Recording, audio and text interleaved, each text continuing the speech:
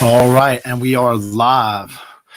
Hey, so I'm at the mercy of the Airbnb um, Wi-Fi. So if things get choppy or cut out, don't freak out on me. I am traveling, and so I am working with what I got.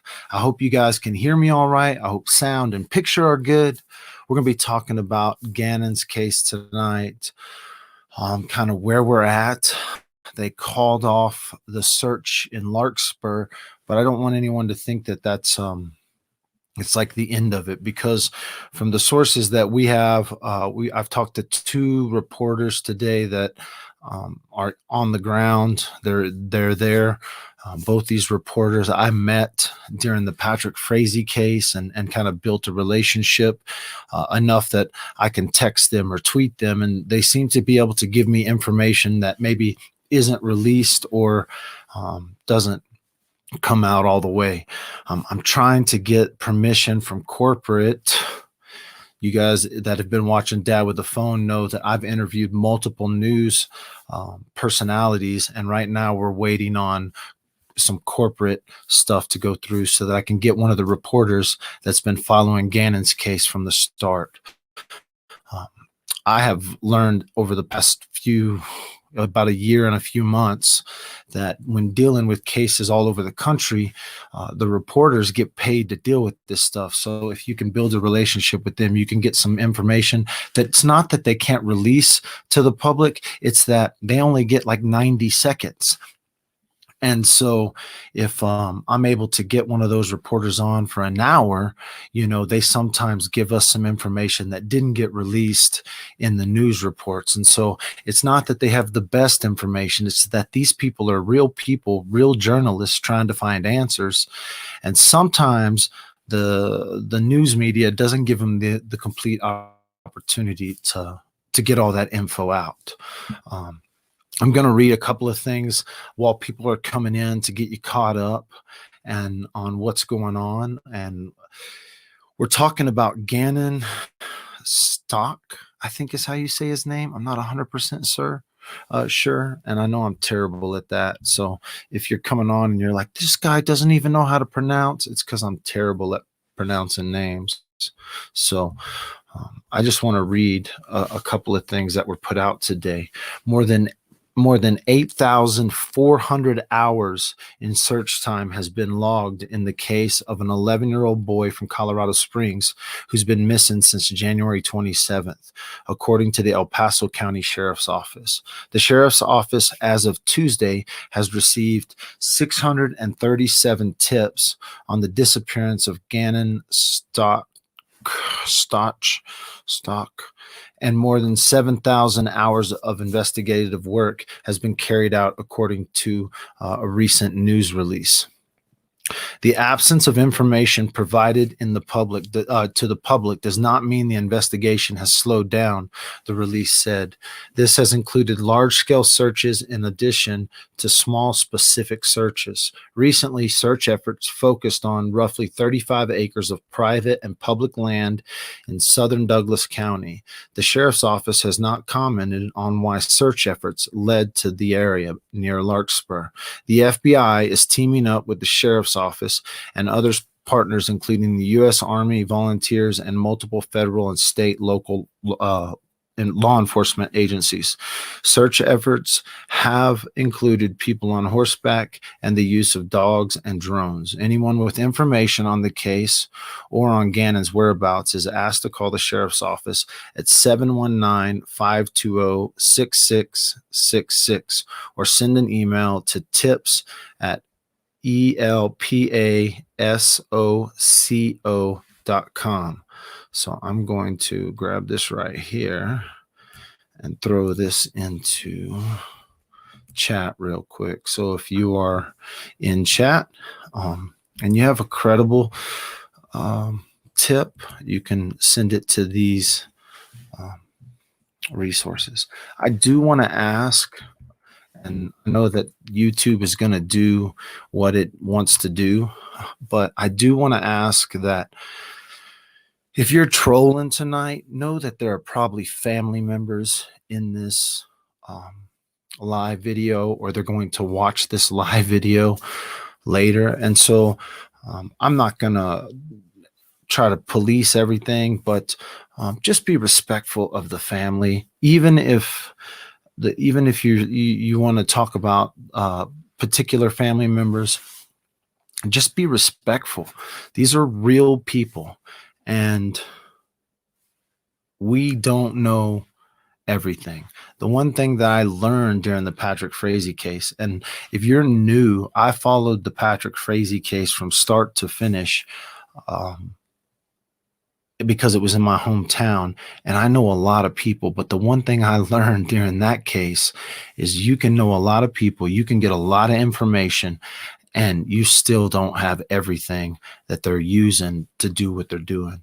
And so they're searching an area it's known to me. It's on the would be the east side of what I call Rampart Range, and we'll pull up a couple of things over the next few minutes to try to give you a better idea that they're specifically searching this area because they got some sort of tip that they deemed credible enough, whether that was from cell phone information, whether that was from a phone-in call, whatever the circumstance was that brought them to this area.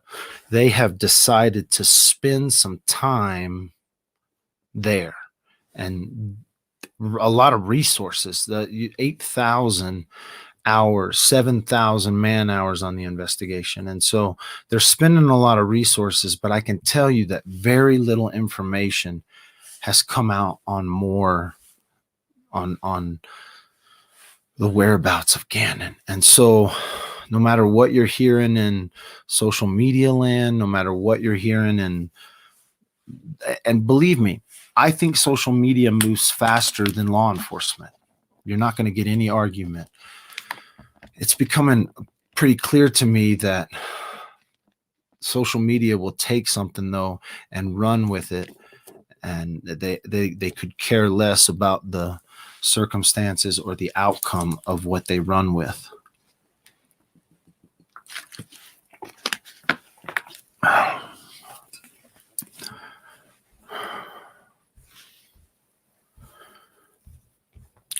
What are we talking about in chat?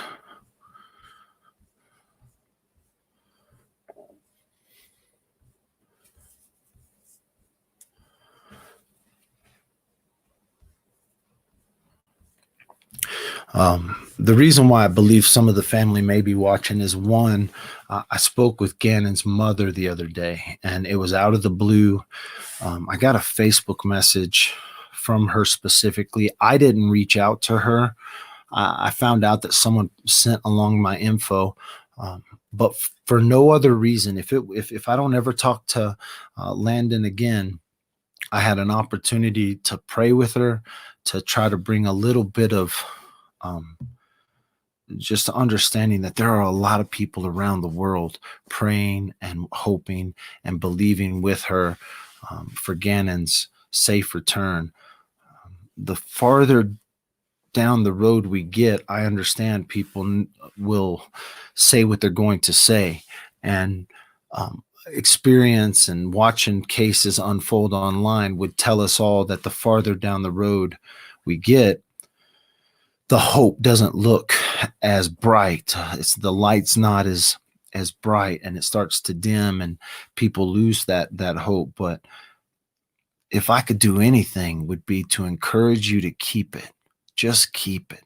Fight through the thoughts, and you can go speculate on anywhere you want, but really to fight through that and stand with the family and believe that Gannon's going to come home alive. It is not unreasonable, and it is very probable that Gannon could be alive and could be brought home safe, either by accident or by an investigation. There are too many cases where people have been found alive after missing for way longer than Gannon's been missing. And so, when people, it's just Why not? Why not control the thoughts of everyone online to focus on hope instead of, speculating about the worst? I believe that if the outcome isn't good, if the outcome isn't what we all hope for, it still does something to move with hope with the family and to pray and keep them in a positive thing. Let me see here. There's a video that I think was released today. I'm not 100% sure. It says today at 5:21 this was published, but they've been using a lot of like kind of leftover videos, and so we're gonna see. I'm gonna see if I can do this without a big echo and show this video. Some of you guys don't know where to find these videos. Some of you just don't. This is just a news video, so it's the latest is what they're saying, and it was released today. It's kind of some recap of what we've been talking about, but nonetheless, I'm going to share it with you. It's not from my favorite news station, but it's what's out there, and so I got to take it and go with it as well. So let's bust this out here. I want to put me on mute. I got to remember to take myself off mute. Now on the search for Gannon Stauch, the missing 11-year-old boy who his stepmother says was last seen at the family home 3 weeks ago. Multiple law enforcement agencies have spent recent days searching in the Larkspur area near Palmer Lake. News Channel 13's Julia Donovan got an update from the sheriff's office today. It's looking like a ghost town out here. Every other day we've been at this parking lot where the sheriff's office has been staged. It's been full of cars, but today not so much. Yesterday marked 3 weeks since Gannon's stepmother reported him missing from the Lorson Ranch neighborhood in El Paso County. We went up to the big search area today, just a couple miles north of the Palmer Lake line. It's quiet, much quieter than in days past. Jackie Kirby from the El Paso County Sheriff's Office told me they are ready to be deployed. Right now, they just don't need that. And that's not because of the storm. It doesn't matter what the weather may be. If the investigation leads us to certain areas, as you've seen in the past, we're going to deploy the necessary personnel. Jackie said as they get more tips and more information, they might need to send more search crews out. As for the area they were searching yesterday on the side of Highway 105 by Sierra Pines Lane, sifting through snow and dirt, Jackie would not confirm if they'll head back. I'm not saying it's done in the area. I'm just saying that the efforts concluded yesterday, but we are still keeping incident command up in that area. I don't believe we're done. Even though it's not blocked off, officials don't necessarily want people walking all over the area. Until we have concluded our search in that area, we would ask that they don't. As for the investigation in general, Jackie said they are nowhere near a quitting point. With more than 8,000 hours of searching, 7,000 hours of investigating, and 600 plus tips. Reporting in Larkspur, Julia Donovan, KRDO News Channel 13.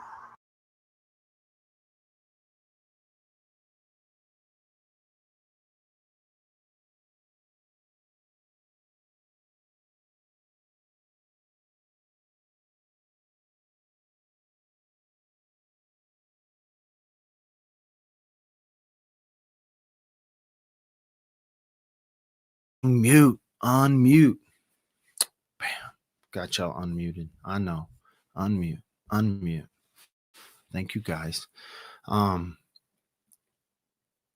They have started to pull the search efforts out of there. Now I can tell you last night about 4 inches of snow came in, and I actually drove through the backside of that range. So that area that they're searching kind of is on the east side of Rampart Range. It connects, and you could go up into the mountains from there. What I think they're really looking at there, if you're asking me, they got some sort of tip, whether it be from they haven't made any arrest, and they don't have anyone in custody. And I'm 99.9% sure that's a resource from with inside El Paso County. I've kind of been using just a little bit, and everything they've told me has been absolutely true. And so From what I understand is that no one is in custody, and this is still being investigated as a missing persons, endangered person kind of thing. On the flip side of that, I know that even though they are looking at it that way, they have the whole other side of their same violent crime, criminal side of things, looking into it from a different perspective. Whether they're making that announcement publicly, there is no doubt in my mind that the police are investigating both, all the tips and the missing side of things, through a criminal investigative lens, if you will. They haven't said much about a few things, and we have seen some videos come out from just about everybody directly related to Gannon. The stepmother released a video early because she felt like she was being accused and attacked by the El Paso County Sheriff's Office. There's two things I want to say.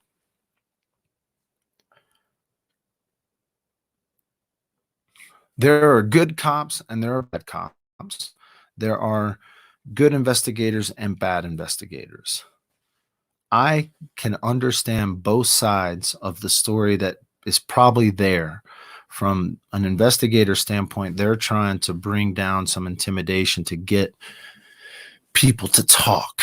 The second side of this is that if you are an innocent person and that investigative method is being used on you, you can feel like they are pointing the finger at you.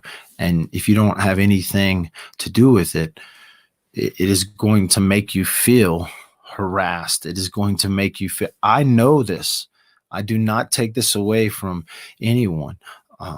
Social media, on the flip side, will crucify you. We saw this in the Heidi Broussard case with Heidi's fiance. Everybody, every mother, creator, anyone who looked at the case, I have hundreds and hundreds of messages telling me about how they believe the husband, the boyfriend, the fiance was guilty of something, whether it because of a bad interview or just because.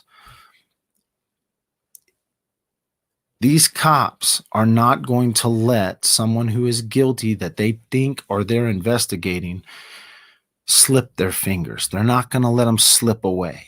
They're not just going to let them go on their merry way. This case has already been brought to the forefront of the man in charge, Mr. Dan May, the DA's office. Early on in the investigation around the house, Dan May showed up at the house. This is not abnormal, but it is not the normal. And so I want you to understand that Dan May is on his way out. So this year's an election year. He's not even running for DA's office. He's term limited. And so he is touching some very high profile cases, even to the point where people didn't think he was going to get involved with the Patrick Frazee case. I debated with these news guys whether Dan May would say anything. Dan May is touching this case because this case is probably going to end up in some sort of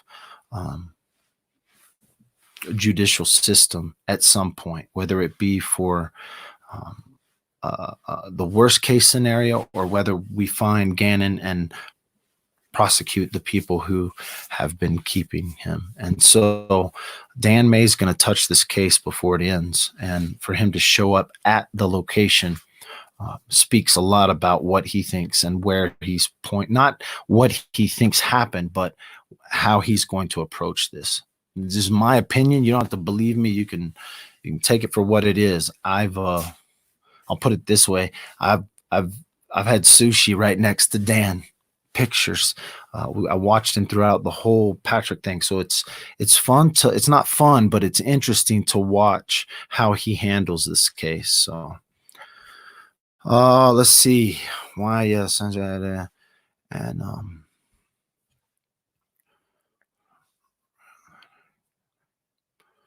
she probably thinks she passed or she just lying again. Is someone saying Please be respectful in chat. We possibly have family members of Gannon in chat. Yes, please. Thank you. There's probably, if they're not watching now, they're gonna. I have the spirit in which I got from Gannon's mother is the same. I recognize that same spirit in other mothers I have spoken with in other cases. I don't know to the very extreme of how far Landon is willing to go for answers, but she is a mother that is seeking and searching and looking for answers everywhere. And, you know, it is sad when you read something online and you think that a mother could read that, and whether it be true or not true, for it to be revealed through social media. She also, on the entire flip side, she very much appreciates all the love, support, and prayers. I have been asked, how can people donate to Landon and her expenses for traveling and stuff? I haven't got that information yet. If I get that information directly from her, I will share that as it comes in, but I don't have that information yet. And I'm not touching any sort of collection or anything like that. I'll find that out. If I can get that information, I'll pass it along. I know people have asked me and sent me messages today about that, and I simply said I don't have any idea what is being done, what could be done. The other thing is, people have asked, why isn't there a reward yet?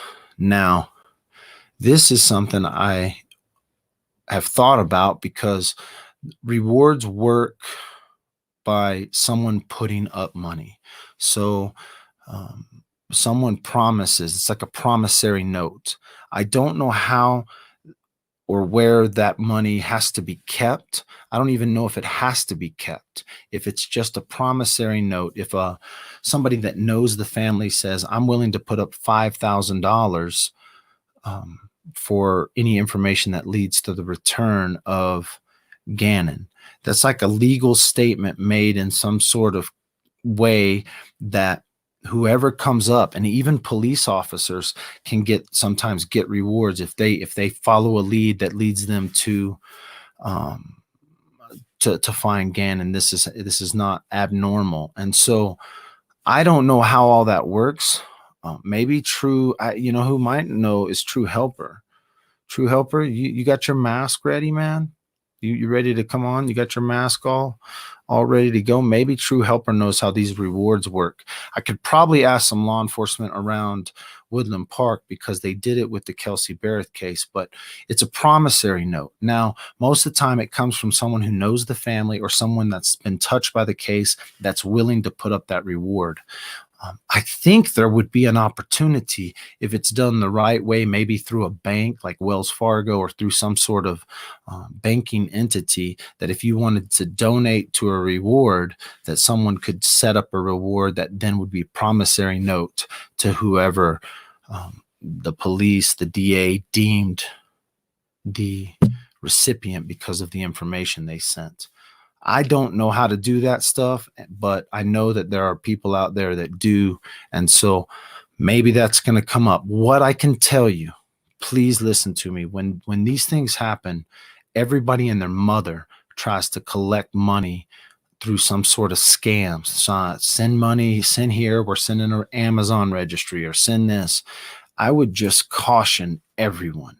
I know that the heartstrings get pulled and stuff like that, but I would caution where you send your money no matter what.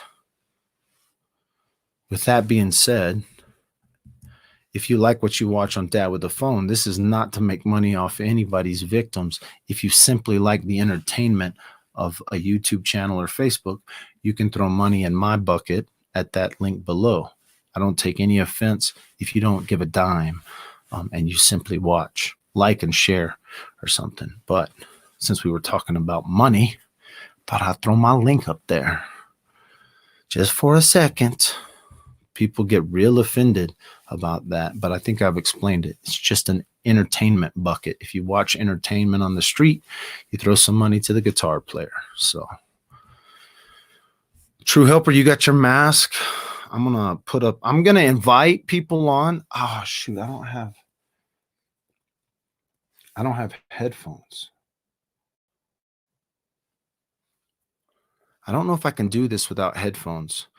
If it becomes a bad echo, somebody that's got my cell number, text me or something and let me know. And if it becomes a bad echo, we will we'll do a phone call or something. If you got a question, you want to come on, I'm going to invite you in through the chat or through this software. I kind of only have one rule. I'll take phone calls too here in just a little bit, but if you're going to come on for a little bit, I might kick you off because I don't really want to get into major panels. But if somebody comes on that I like, we might stay on forever. So who knows? Link. Sometimes this is dangerous when you push enter on this because you don't know who's watching, who's willing to come on, but you got to show your face. At least got to show it to me for a second so I can see who I'm talking to.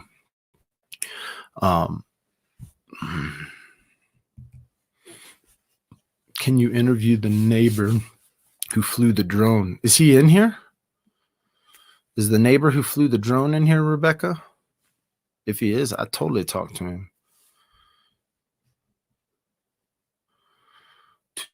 Jack's mom says you may find your co-host.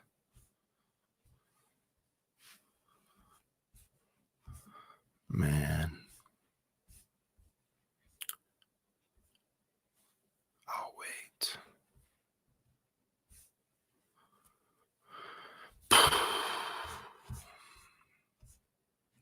I'm just reading y'all's chats now. I haven't been reading chats, so I'm kicking up. Most rewards go through Crime Stoppers or through the family. Yeah, I guess Crime Stoppers would be the other people. So maybe Crime Stoppers could set up something that allows them to take donations. You know, I think they offered like $25,000 in the Kelsey Barrett case. It was put up by one or two people. If they were to do it through multiple sources, the question is, do they do a promissory that they only charge a credit card if they give the reward? What happens to you can't collect money from multiple people, but then not give it as a reward. And so it might have to be like on a pledge basis where if they pledged, let's say they took $5,000 or $10,000 in pledges and took that reward. I don't know how that would work, but it is what it is.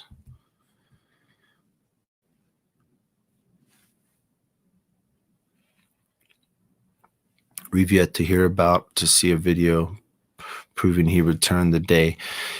You know, Suzanne, I know we haven't seen anything clear, but what I will tell you is that if that was indeed a smoking gun in this case where they said he never returned. Now, I've looked at the video that we do have, and I've seen some stuff that could be Gannon getting out of the vehicle. That doesn't mean the stepmother's telling the truth, and it doesn't mean that there isn't something on those videos that shows something else. But, you know, the original narrative was the video doesn't show Gannon getting out. What it does show is that there is some movement on the other side of the vehicle. I believe that without a doubt. And so whether or not that's Gannon getting out of the car or something else caused that movement, I have to believe that law enforcement has a high enough quality version of that video that with sound that may show something different than what we've seen. Now, there's also pictures that have been posted online recently saying that there was a suspicious truck in the neighborhood or they're looking for this suspicious truck. If I'm looking at those pictures that are posted, someone who knows both areas, because people are asking, is this Palmer Lake or is this out by Gannon's house? I don't know if the pictures have anything to do with Gannon's case whatsoever. What I can tell you, those pictures that I looked at that are online look like facing east from around Gannon's house. In other words, they could be on this side again. It could be on the west side of Gannon's house, but they're facing east. If those pictures were out by the Larkspur area, there's a couple of things. There are some mountains and some ridges even facing east, because Larkspur's kind of down in this valley. And so you would see mountains on both sides, whether if they were facing west, you would for sure see mountains. So I feel like no matter if those pictures are relevant or not, I feel like those pictures are taken somewhere around somewhere that looks like where Gannon's from. It doesn't look like, it looks like it could be in the neighborhood where Gannon's from, but I don't know what they're claiming about those pictures. All I know is pictures are circulating on all the Gannon groups, looking at this red truck. Whether or not it's valid to the case, according to the people I've talked to, they don't know.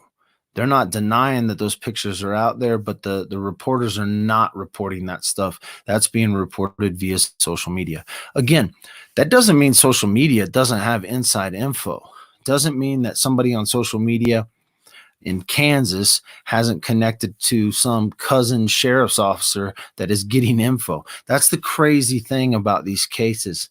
I realized, again, just during the Patrick Frazee case, and then even during the a little bit looking into the Heidi Brizard case, that people want to release info. The dispatch officer that knows something wants to release info. The patrol officer that knows something, they want to. There is something within us that likes to tell secrets, right? That's why we ask, can you keep a secret? Because there is something within us that I definitely have this bug, by the way. You ask me to keep a secret, it better be a secret that revolves around respect and love of something. In other words, don't ask me to keep a secret because you want me to keep a secret to protect. People write shit all to me all the time. Please keep my name secret. Okay, maybe. What are you going to tell me? Maybe. If you tell me some outlandish story and you want me to tell the world, I'll probably put your name out there just because. Oh, by the way, I've been getting some voicemails lately. How about we have a moment for voicemails? Like this, people send me shit in voicemails and they don't think I'm not going to share that stuff.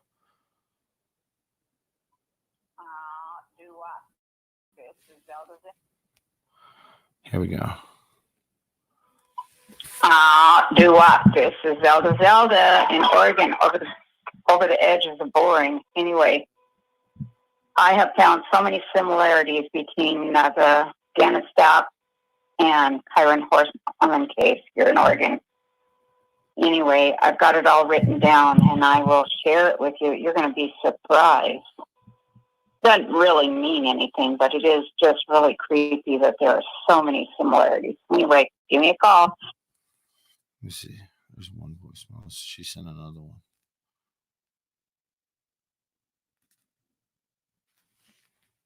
We'll listen to this one too.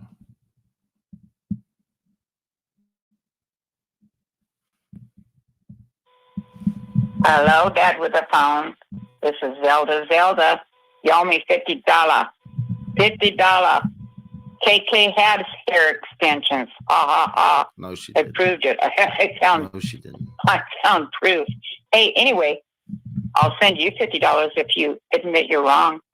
I found some creepy similarities between missing Kyron Horman here in Oregon. He's been gone almost 10 years. And the Gannon Stauch case. There is just too many similarities. You're not going to believe it. It doesn't mean anything, but it is creepy that they have so many similarities. This is the phone that I answer best. My other phone is for, I'm an old lady. Remember, I was a sheriff's deputy like your dad I'm an old has-been from San Diego County. Anyway, love your stuff, but you're going to want to hear what I have to say about this similarities. So give this cell phone a call.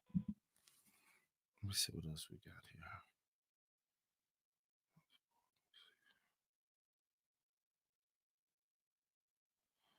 I guess I left somebody hanging on social media the other day. I tried to do a YouTube live yesterday, and YouTube went crazy on me and wouldn't let me go, and then it kept my live out there. So I apologize if you sat in a waiting room waiting for me to go live on YouTube. Kayla says, kooky, organ troll next. Oh, you know. I too, what do we got here?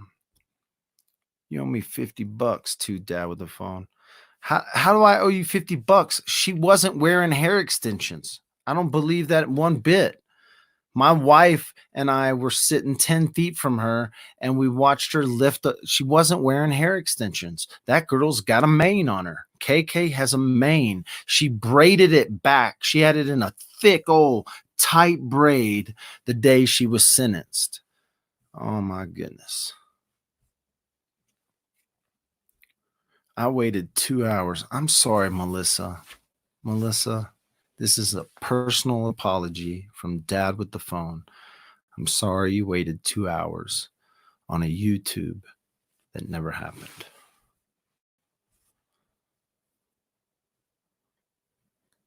Yes, love and prayers for Landon, Gannon's family. Are you going to cover the Lori Vallow case? Man, that case is crazy.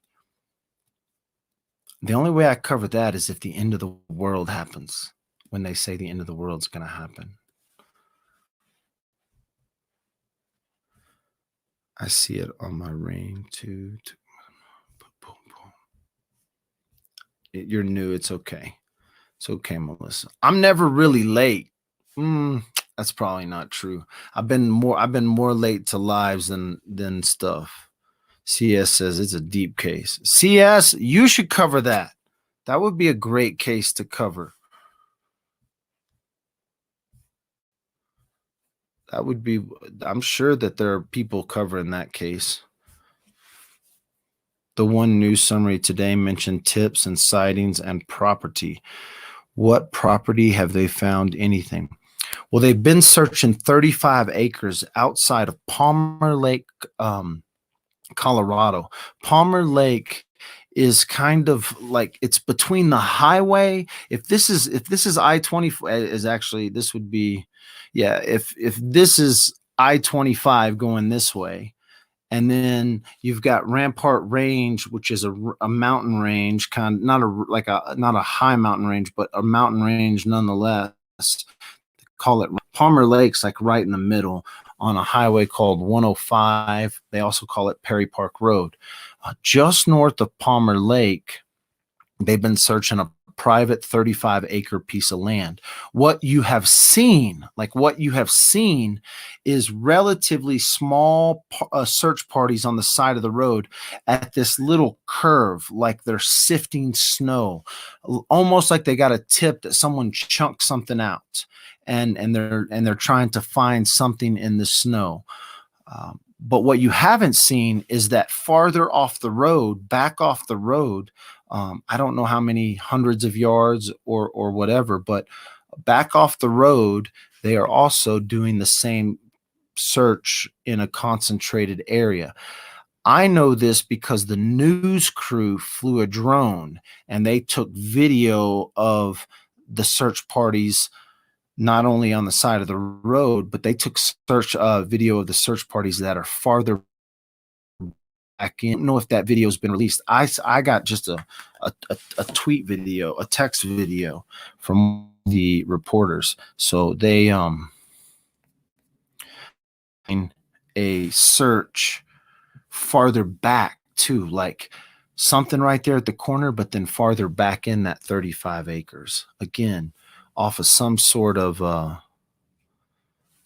tips, 600 plus tips. Who is the male friend? Haven't heard of that.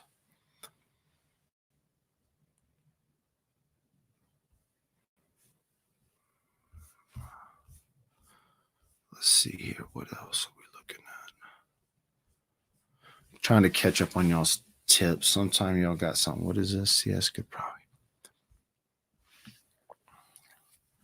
The picture question. I can pull up this picture from Facebook. It's not like some mystery picture. It looks to be some picture of a red truck in the neighborhood around Gannon's place. Let me pull this up. Dad with the Phone group here. If you haven't joined Dad with the Phone group on Facebook, make sure you join there. And there's a lot of people sharing Gannon updates on Dad with the Phone group tube right now, and you want to join Dad with the Phone page, go like that page. We're up to 10,000 follows and pretty close to the same amount of likes on that page. So there's a group and a page. You figure it out if you're Facebook savvy. Let me see if I can pull these pictures up here of this truck if someone shared it.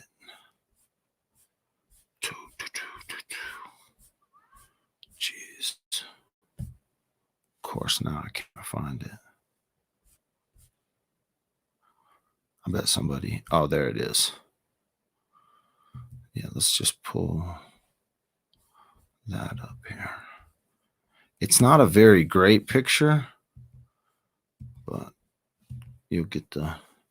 So this is a screenshot. And it says private video was taken up by County Line Road on January 27th around noon. Apparently, a couple of people in the area claimed to see a suspicious red truck driving around slowly that day. Realtor filming in the area till this from a still video she had. It had been reported to police by multiple people that day. So County Line Road is by the highway, but I'm telling you, this doesn't look like anywhere out there by Palmer Lake. That's out east of town. Well, this picture is taken east of town. Whether it might be County Line down by Gannon's, but let me see where County Line is in Colorado Springs real quick.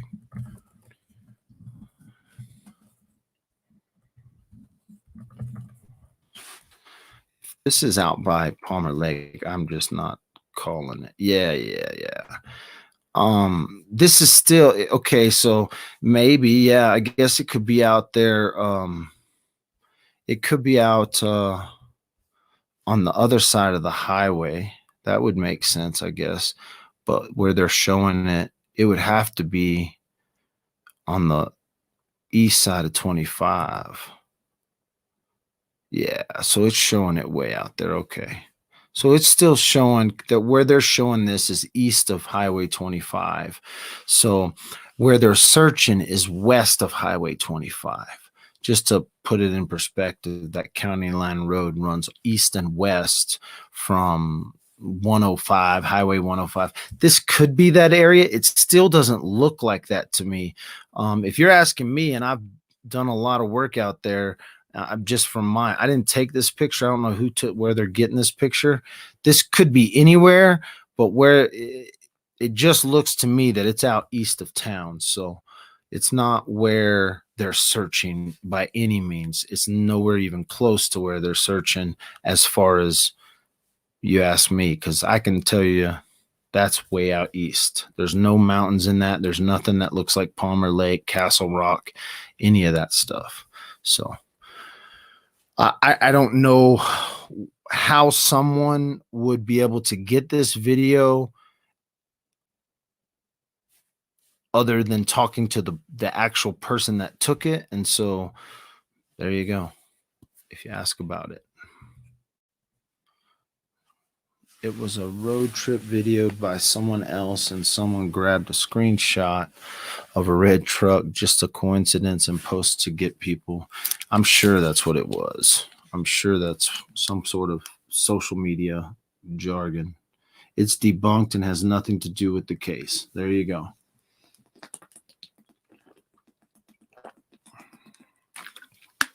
Stop the rumor. Then there you go. So So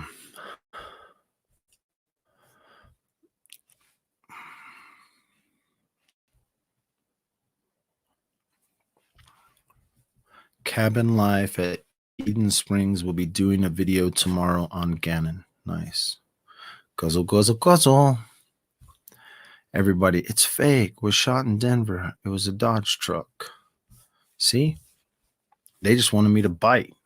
Somebody just thought, ooh, we hooked Dad with the phone. I never, all I know is what they said it was and what I think it is. But I don't, like, again, I have no idea if it has any clarity, any part around the social media for you. Right now, I can tell you that from what I understand, they haven't even given info to the family. When I spoke with Landon yesterday morning, she had very little info except a few little tidbits that they released in kind of a standard email to her, and not tidbits in a way that would like get you riled up, just more of, this is what we're doing. We're continuing to search. We're continuing to look. And so, although I know firsthand that you can get info before the cops released it, I know that firsthand. I've seen it. I saw it happen. Again, I go back to the Patrick Frazee case only because we knew about Crystal through dispatch officers, through Sonic employees, through before the cops ever released anything about Crystal. And so this is why, because sometimes social media gets lucky. Social media is moving faster than law enforcement. So sometimes social media does put out some credible source information, but what you have to watch for is there's 100 other posts that are people just sitting around in a freaking basement typing shit. I'm not in a basement though, so not me. I'm not typing nothing anyway. I just do videos. I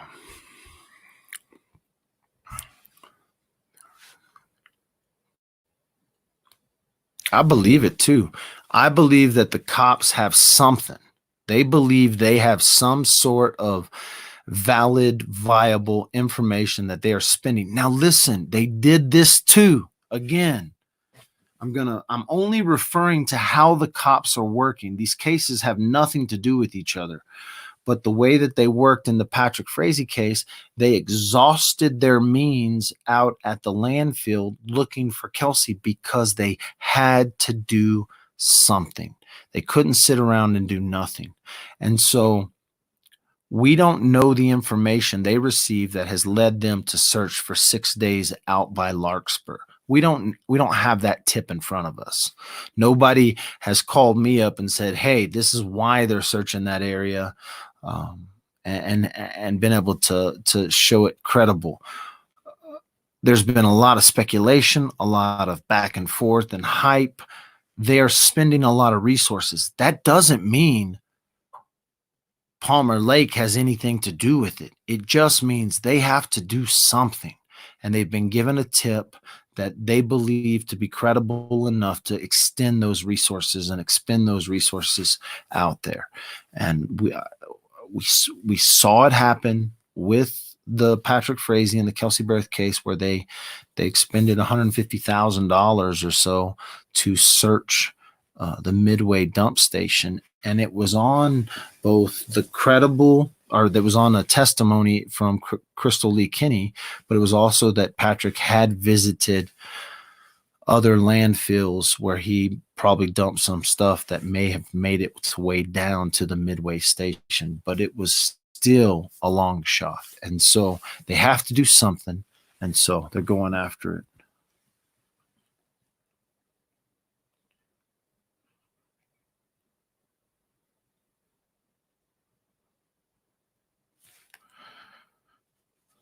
Somebody just texted me that said,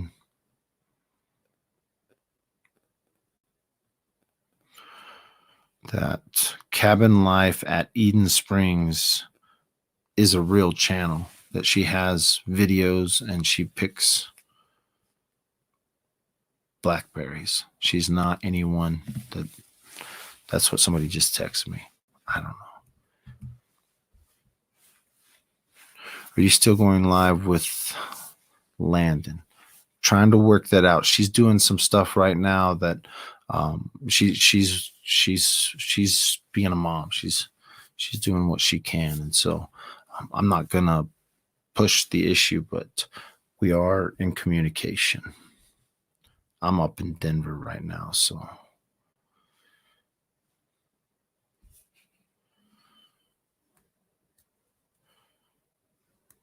Prepper 1961 is in the house.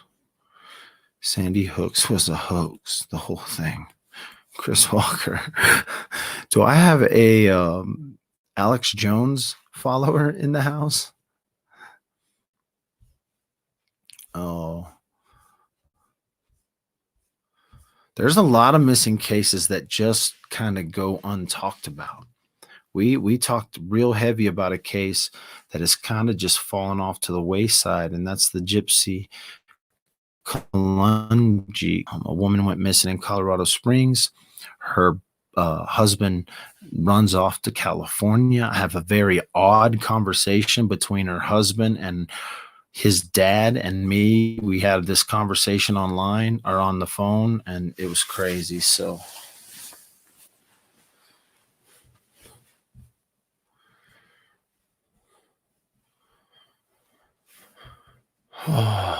we can definitely bump some trolls tonight. Even if they're not trolls, they'll get bumped.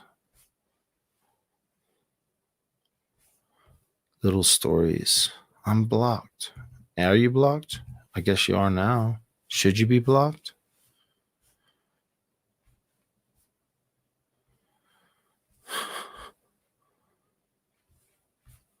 I just blocked some folks in chat. That'll make somebody happy. Oh man. Life is good. I'm gonna end this one off.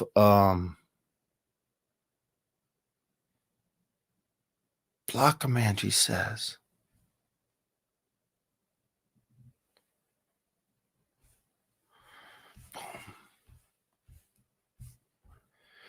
Thanks for watching Dad with the Phone. Follow me at the links below. And if you want to throw some money in the bucket, my hat, you can't really throw money in the bucket, but you can throw money to the PayPal, $1, $2. If you don't worry about it. If you want to help, you can. We're going to be talking about Gannon's case because it's in Colorado Springs. It's actually between me right now. Oh, look, True Helbert jumped on. He always does this. He comes in right when I'm about to get off and then keeps me on for another damn hour. This is a little sly move by True Helper. Look at you trying to keep me on for another damn hour, aren't you? Sorry about that. See, he even knows it's true. You were saying it, so of course, yeah, you were making me laugh a bit. How are you, Michael? I'm doing good. How are you? You ain't got your mask or what? No, well, that would take a little too much preparation right now. And frankly, I won't keep you, but I just wanted to throw What's out. What's going on with you, man? Well, actually, just started as of yesterday, technically looking into Gannon's case. So we've got clear of a few other cases, and I was on Real Masker Talk a few days, I believe it was now, a few days ago, and speaking with Danielle and Amy, it really intrigued me, and you can't help but your heart not to be burdened a bit by hearing about this young man being gone now at 11 years old for over 3+ weeks. It just, boy, it kills you a bit, really. It's really been eating at me. So we just started looking into it. And I'll tell you, one of the things you said earlier makes total sense about, people posting false facts and conspiracy theories and all that kind of thing. It really does a disservice to every aspect of the situation, from the investigators out in the field having to track down and verify all of these tips that they get to, even some of these things that they see online through social media. And, when you're talking about a platform by itself, such as YouTube, that has 70 million creators and over 1.9 billion users worldwide, I mean, it can really complicate a case very, very fast. And frankly, it ticks me off when I hear about people posting nonsense. Yeah, it's like there's two sides to it that I look at. One, there is an element of entertainment no matter how you look at the true crime on YouTube, right? You watch whoever it is you watch because they, one, maybe give some info and bring awareness about cases, but two, they're entertaining. And so with that whole entertainment side, a lot of times people like to speculate, and especially around like true crime and real life situations that don't have answers. I did it in the Patrick Frazee case. A lot of people don't know this, but I actually talked about all kinds of different things when it first kicked off, and we didn't have a lot of info. I was speculating about everybody involved, and I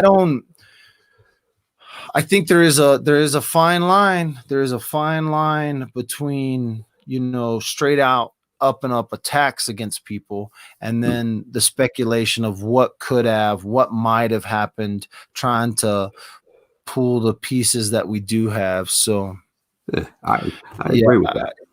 It's kind of a back and forth. There is at one point you will step on over the boundary, but you can also walk that fine line of there's an entertainment, because part of the entertainment is what brings attention to the cases, and so when certain people talk about it and they have some sort of large following or entertainment value, and especially not even like the real true crime creators, some of the creators that they do a lot of different stuff, but they still dabble in talking about true crime cases just because it's a hot subject or because they want to talk about that. And so there's just it is a fine line. And so I'm there with you. I can be accused of it as quick as the next person though. So I know that because sometimes my line is in a different spot than your line. And so Exactly. what I look at is maybe not stepping over. You could come back and say, hey, that was stepping over, So, well, I don't know. Everybody has a case of that from time to time, but I remember some of your early coverage during the Frazee case. And I got to say, for the most part, you were always respectful, and a lot of your theories weren't out of bounds, so to speak. It wasn't like you were, making some wild allegations that couldn't even be considered from time to time. So I really think, like you said, there is a fine line. A lot of little. That one was crazy. I believe it boils down to as well about the maturity of the creator and or anybody that may post something, even be it on Facebook or other social media applications. I think it boils down to the respect that people have for missing persons cases and other murder cases and all of that. It also boils down to just who a person is. And usually you can tell real quick whether or not you want to follow somebody. And that's the beauty of having so many users on different platforms, is that we are offered a choice. And like you said earlier, there is that level of entertainment and the value that people get from said entertainment. But there, again, like also you said earlier about there being that fine line between, fiction and fact. And, the problem also, when you have 329 million people that reside in the United States alone and over 7.6 billion people worldwide, I mean, you're going to get differing opinions from time to time. And you're also going to get people that are just there to make an issue, or say people that come into the live chat and start leaving negative comments or trying to stir others up. Most times you can always identify these types of people as just being the agitators, or those that say aren't really that happy with their own lives, or they just want to troll just to say that they've trolled, But back to say what the premise is of your channel, and which is why I have a good amount of respect for your channel and what it is that you do, is because you always bring a good sense of self and respect. You bring your experience, but at the same time, you're open and honest about your opinions. But at the same time, you always carry a level of respect for any of the victims involved, the victims' families, for missing persons, and even lost souls. So I genuinely appreciate and respect that, and I'm sure everybody in chat would agree with me saying that. So when you pick up this case, like you said, you're starting to look into this case. So are you talking about with like what you do outside of the YouTube? You're looking into it, all the other stuff that you've been doing for a little while. Yes. Yep. So, and we just have pulled topography maps and have really gotten caught up to speed with all the interviews that people have done, and just everything that we can get our hands on right now. And of course, there are a lot of facts to the investigation that aren't privy to outsiders, or outside of law enforcement. So that makes it obviously a bit more difficult, but it still doesn't mean that we can't help in our own capacity. So we have a tendency of crossing T's and dotting I's. And I know a lot of times in the past, authorities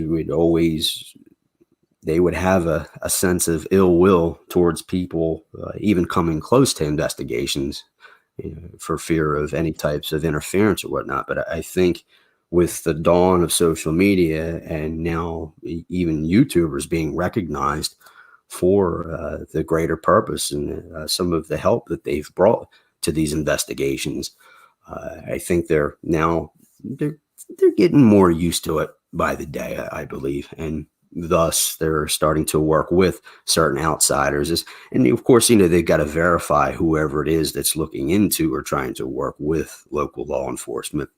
That's why, typically for most of the searches that I've ever been involved with, they'll always want to see, your driver's license, your background, just to try to get a feel of who you are, to make sure, you're not there to start any kind of trouble, or you're, definitely they were even verifying anyone who wanted to go on these search parties. And so they were through verified lists. You couldn't just show up and want to go search for Gannon. It was all through verified list. I don't know. I don't know if law enforcement has started to accept anything yet. So I know they're watching social media, and I know they're watching a little bit, and I can only speak from my own experiences, and it's been few, far and in between. But sometimes working with smaller towns and 5 to 10 officer type sheriff departments and all of that. But when you get into some of the bigger metropolitan areas and densely populated locations, 9 times out of 10, if you say you're some kind of independent investigative reporter or whatnot, they're going to show you where the door is or the line is that you have to stand behind, thus to keep you. And I think it's definitely with the smaller ones, the smaller cases. But nowadays, it feels like every small town, and it also depends on the in particular case. When it has to do with children, it seems like almost immediately feds are there ready to step in. When it has to do with children and even small or larger communities, but especially here in Colorado, I've seen on multiple cases where the Colorado Bureau of Investigation steps in, but also the FBI steps in pretty quickly. So it is, they are learning. They're going to have to learn. They're going to have to learn to work with some creators and it may be not even a sense of it, the same creator and over. I think there is a something that gets built with. I know that I've built some rapport from city to city because I've talked to people in Austin who wouldn't necessarily talk to creators on YouTube, because I've also talked to them in Colorado Springs, or because I've also talked to them somewhere else. And so you can build a rapport around communities to where if like certain YouTubers start looking into cases, they definitely are going to have some sort of clout built on the other cases they've looked into. But sometimes it's just the random, right? It's the random creator that got the random call at the right time. And so, you know, it will come from new creators, and it'll probably come, you'll see more and more creators getting involved. And the more and more that the media tries to utilize YouTubers and Facebookers, which is exactly what, you know, Dateline has done in a couple of things, bring on the internet side of things, because that's a cool, good story. The more that happens, the more the crossover and the credibility will go with YouTubers in the true crime community. Everybody thinks they're going to have the next, you know, leak or the next. I've seen it, like we got the newest source, or we got the best source, or the newest news, and that's what they're like after that. Hey, we got it first, or and stuff. Again, something I could be accused of. I freaking left the court so that I could be the first one to give the sentence out or whatever. So I understand that whole thing. So no, man, it's crazy. But and part of it too, also with everything evolving like it is, you know, part of the biggest issue with most authorities is the confirmation process. I know there are a lot of departments that are starting to work out certain systematic procedures to be able to check out new people that show up on the scene, be it from investigative reporters or even people that want to help in the field to search, or be it search for missing persons, or even to try to include whatever evidence they might have found out. And just part of it is just vetting these people. So we see that. We saw that in the higher ups, and it always becomes a big old thing about, you know, well, who's going to make the approval and give the okay to trust somebody that they don't know, who's not a fellow officer, who hasn't worked with the department for, you know, a number of times. So, as like you said, you've established rapport with some of these the authorities that you've intermingled with before, so at least they've known you a bit. But again, people walking up cold to them. You have to be careful too on these, because you get because there's the Megan Faramuskas of the world who will be trying, you know, that committed the crime, but then they were also trying to slide their way in to get any little bit of information. And that's the flips the whole point. Law enforcement keeps their mouth shut because they never know when the MFer is sitting there trying to get information on it. So, hey, True Helper, man. Hey, thanks for jumping on. Yeah, I appreciate a quick minute. Yeah, I need to close out some other stuff this evening. But hey, thanks for coming on for a quick second. I know people love it when you get in on the chat. Well, I appreciate it. And hey, you have a good night, and thank you to everybody in chat. Yeah, man. Thanks for coming on. Oh, I always like to have a little True Helper. I have other people texting to come in. Hey, I'm calling it a night, guys. Love you. Thanks for watching Dad with a Phone. Go do what you're supposed to do. It's late and I gotta work early. I gotta do that thing. We'll be back though. We'll be back tomorrow night, tomorrow during the day. Maybe catch us in the morning on Facebook. Make sure to go over and like the Facebook, because YouTube doesn't work good on mobile, but Facebook does. So you can always catch me in the mornings on Facebook. We'll talk to you guys later.